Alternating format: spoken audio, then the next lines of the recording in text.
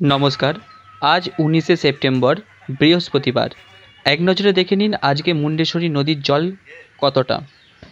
কালকে দেখেছিলাম মুন্ডেশ্বরী নদীর বাঁধ ভাঙার দৃশ্য। মুন্ডেশ্বরী নদীর দুকুল ছাপিয়ে জল ছড়িয়ে গিয়েছিল, পার্শ্ববর্তী এলাকার বা গ্রামগুলি প্লাবিত হয়েছিল।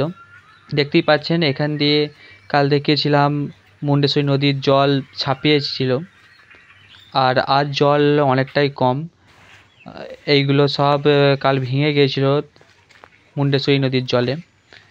আর দেখুন এই যে সেই বাঁধটা, যেই বাঁধটা ভেঙে মুন্ডেশ্বরী নদীর জল বেরিয়েছিল আর প্লাবিত করেছিল পার্শ্ববর্তী এলাকা,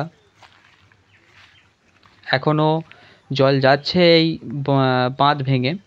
ডিভিসি জল ছাড়ার পরিমাণ অনেকটাই কমিয়ে দিয়েছে, তাই নদীর জলটা অনেকটা কমে গেছে। কিন্তু যে জায়গাগুলো প্লাবিত হয়েছিল সেই জায়গাগুলোর অবস্থা এখনও খুবই শোচনীয়। তারা এখনও আশঙ্কায় দিন কাটাচ্ছে।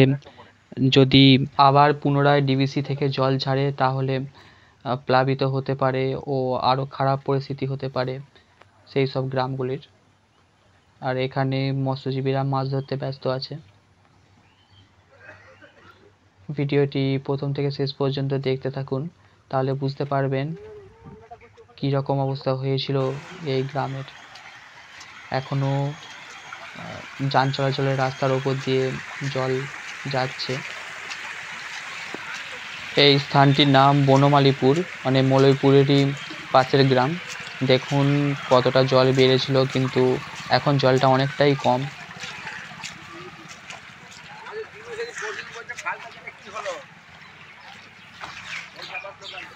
দেখুন রাস্তাগুলোর অবস্থা কতটা খারাপ করে দিয়েছে।